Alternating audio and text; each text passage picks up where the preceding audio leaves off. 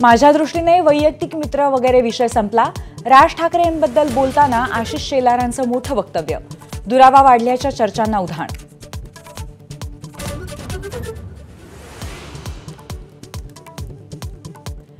विषातून अमृत निघालं तर महाराष्ट्राला हवंच आहे। ठाकरे बंधूंच्या एकत्र येण्याच्या चर्चांवरती सामनातनं भाष्य, शिवसेनेच्या गर्भातून राज ठाकरेंचाही जन्म झाल्याची आठवण।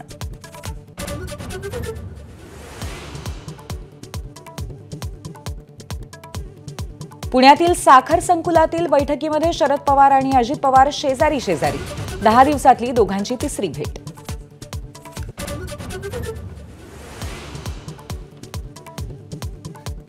औरंगजेबाच्या कबरीची महाराष्ट्रात काय गरज? द्वारका शारदा आणि ज्योतिषपीठाचे शंकराचार्य प्रज्ञानानंद सरस्वती यांचा सवाल। कबरीबाबत फडणवीसांना अधिक आक्रमक होण्याचा सल्ला, तर गंगेच्या पाण्यावरती टीका करणाऱ्या राज ठाकरेंचाही समाचार।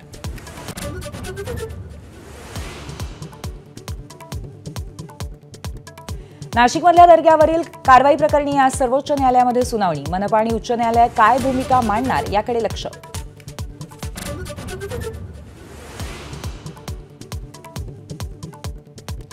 बुलढाण्यातल्या नखगळतीची केंद्र सरकारकडनं दखल, तपासणीसाठी पथक नियुक्त। आज केस आणि नखगळती झालेल्या गावांचा दौरा करणार।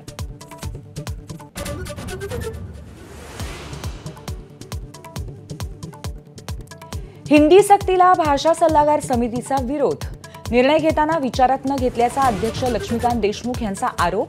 मुख्यमंत्र्यांना पत्र लिहून GR रद्द करण्याची मागणी।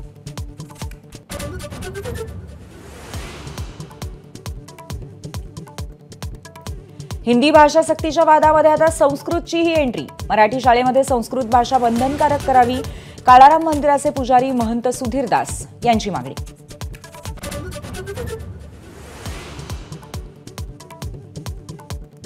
अश्विनी बिंद्रे हत्याकांड प्रकरणी आज शिक्षेची सुनावणी। मुख्य आरोपी अभय कुरुंदकरसह महेश फळणीकर, कुंदन भंडारी यांना पनवेल सत्र न्यायालय शिक्षा सुनावणार।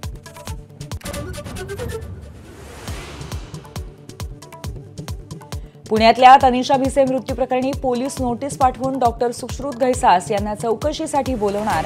घटना जाणून घेऊन घैसास यांचा जबाब नोंदवणार।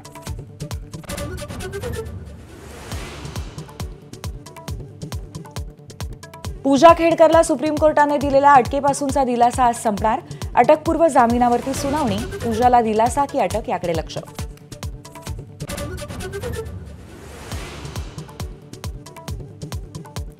राज्यात उष्णतेची लाट कायम, बहुतांश जिल्ह्यामध्ये पारा 40शी पार। मुंबईतही उकाड्यासह उन्हाचा तडाखा आणखीन जाणवणार।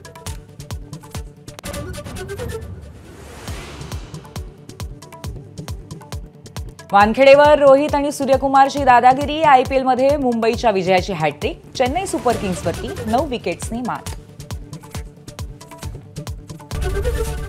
ABP माझा, उघडा डोळे बघा नीट।